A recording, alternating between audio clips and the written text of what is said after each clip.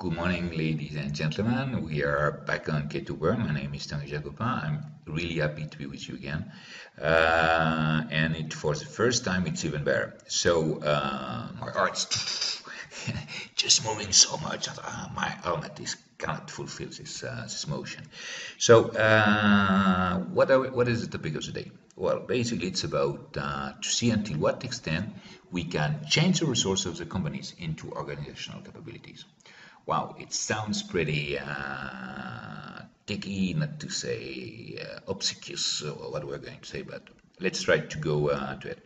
We're going to provide a few definitions first, and then we're going to see how it works, and we'll illustrate it by an example, because otherwise it's pretty difficult to understand it, basically. Okay, so when we're talking about organizational capability, we are insisting about deploying some resources in order to get a specific goal or aim or result, as Fat and Lieberman said it in 2002. And what does it imply? Well, it implies to develop some routine, so stable behavior, no deviation in terms of performance, and we are trying to develop some process. So it's extremely important to see the process. How can we be sure that the organization will react as we want? And even better, if we can provoke some stimuli that will, let's say, make the organization decide how it has to act if some stimuli happens. Okay, so this is let's say how it works. So basically, if you want to understand it, well, remember, we're going to make it reverse just to see how it works. We're going to go from competitive advantage, some of the elements that you want to reach. I come back to the competitive advantage. What it is something that you have compared to your competitors, and you can repeat over time through processes. Obviously, it's not, and it won't last forever. So the issue is to create some barriers for your competitors to prevent them from imitating you, and you will meantime capture the value and create some additional value on a perimeter you will have decided ahead of time. Okay, so this will be also the steps that I counted to you will be the strategy. And basically, you've got two elements that you need to keep in mind. One, it's the analysis of the external environment, so it will be core. So here we are not interested at all in this part. We'll be interested in the other part, which is OC, organizational capabilities. And we're going to see how we can get the success of the company. So when we're talking about it, in the most recent surveys that I've read about it, it says that the success of the company comes in more than 40% of the cases due to organizational capabilities, and in around 10% of the cases due to a good reading of the external analysis. So this part is crucial for the success of the company. And obviously, we're going to see that you've got different type of organizational capabilities. So in the technical ways, they are called RBV, KBV, and DC. I'm going to explain it, but just that, let me insist on this. When you use Bohr's 5 forces, you can see that this guy doesn't come from business, it comes from economics. What does it mean? It means that you got a framework and you need to fill the blank. 5 forces, and it works all the time. Boom, boom, boom, boom, boom, boom. At the end, it's extremely useful, but you don't need to have some previous background to make it work. The problem is that most of the time in companies, well, you say, well, I'm the unique ones that have these resources. You can. I would like to apply Apple way of doing, but I can't because I'm completely different. So here you've got some people, and Barney is among them, as in files as well, that says, hey, our capabilities are unique and hard to imitate. Okay, so you've got resources at this point. You've got three types of resources. It can be tangible, intangible, humane. So I think it's pretty simple, so I don't need to insist on this. Basically, is that according to how you're going to use them, they will be dispatched in different area. Okay, and if it works adequately, basically you will have a return, and if you make them work adequately, it will be a virtuous circle. It means that you will have always more resources and it will be fantastic. You'll be successful and you will have an IPO. You would go to stock exchange and you will become rich. And if it doesn't work, well, it will be a vicious circle and you will become broke. And you will be screaming and so on and will be bankrupt or whatever. Not always, but I'm just, but it's that emphasis. So, and in the middle, you've got, as I told you, three types of organizational capabilities, which is the essential part of the. You've got RBV, KBV, and DC. RBV stands for resource-based view capabilities. Basically, it's how you're going to use financial capabilities, technological capabilities, reputation. How are you going to make them work? So, and what are you able to do? Knowledge-based view, it would be generation of the process and the routine that will enable to move fast forward. So it's something that is fast, more elaborate than the first one, and this is the reason why it's so important. In startup and so on, you will have more of this one. And third, you got what is called DC, that stands for dynamic capabilities. I repeat, dynamic capabilities, where you've got many new product development. So it's a combination of the first two. You've got many strategic alliances, matching the resources of your company with other one, and let's say decision making, new decision making. Okay, so these are the three elements. Which overall, in DC, you've got overall the two first one, which I mentioned, which are NPD, new product development, and strategic alliances, with or without exchange of equity. So as soon as you're able to do it, well, you'll see that it will work or not. But basically, the problem is that because we are working in an environment that is extremely moving, well, it's difficult to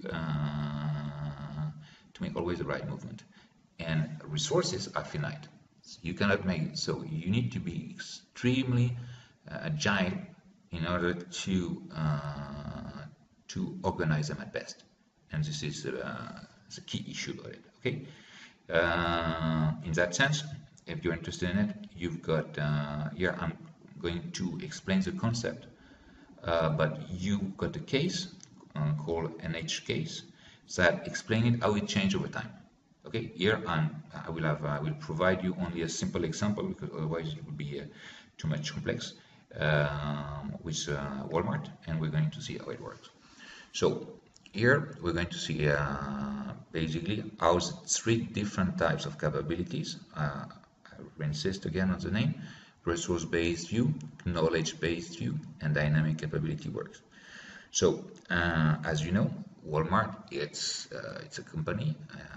Well, for those who don't know, it's an American company that is based mainly until year 2005 in the Midwest.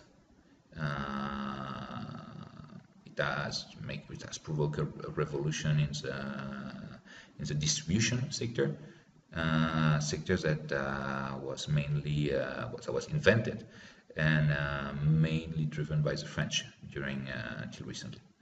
And what they did is that they've got a huge economy of scale due to their organization at a geographic level, okay, and scope, obviously, as well. So at this point, what can we say? First, when because they focus a lot on volume, well, they can get a huge bargaining power, and they can add some categories of product, so they got always more resources, and to a certain extent, you got something that is just amazing, because low price normally is a problem over time, but here it becomes an intangible. Well, by the way, I've got the D that is it's an intangible. Okay, this is something that is extremely great because you can build on low price. So, to a certain extent, the cheaper you work, the more, let's say, the more value you get your brand, and you get something that is extremely tough to better than you, because you won't have enough volume, you won't have in terms of branding, you need to have another positioning. And see, as the social positioning will force you not to be in the same divisions at Walmart. Okay, and because Walmart will be always more competitive, basically they will be able to create subcategory of product in which they will always come nearer to your product, and to a certain extent it will be always more difficult for you to resist. Okay, so this was for the resource-based view aspect. Concerning the knowledge-based view, what can we say? Well, they are extremely tough in IT and negotiation. They've got low cost of goods sold compared to their competitors, and they are extremely good, which is normally the difficulty, to keep it over time, because the more product you have, normally you've got fixed costs are increasing, but nevertheless, in the case of Walmart, they manage to keep it extremely low. They manage to keep it low. They will have more difficulty, but it's more about perspective of eco-friendly, but they put really strongish on it, so they're changing. Okay, and now if we move to the third aspect, would be dynamic capability. So we can say that Walmart is an organization that is adding always new categories of product, and this is fantastic in that aspect. It's the ability to grow it just like a machine, just boom, boom, boom, boom, and they can, but they make it, but at the same time they remain extraordinarily flexible to add some specific action to a certain time of the year. So this is the reason why it's pretty good.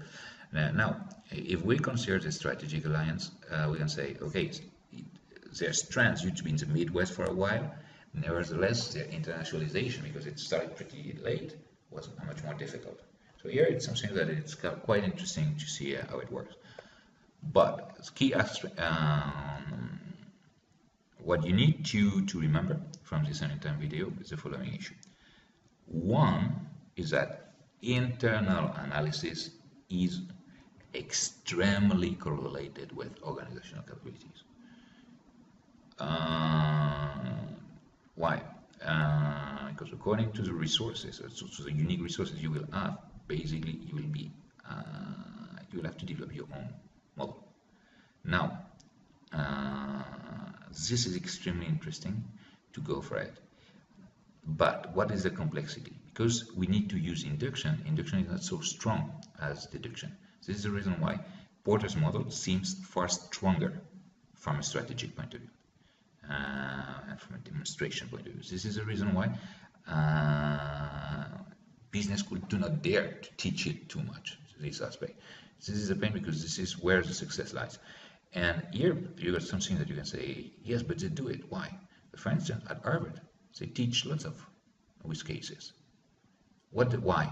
Because you can, they don't say that they use internal analysis as such, because otherwise it seems that it's just like, I just didn't like a philosopher thinking about whatever. No. You study cases, 3 cases per day, from Monday to Friday, to Thursday, in the MBAs. And what's up? Well, if you do that during 200 days, during 1 year and a half, so 300 days, basically you've got the library of 900 cases. And thanks to these 900 cases, you've got huge problematics. And you say, hey, I already saw that in this case. So you can create some links with the different capabilities and problems and solutions that was already wrote.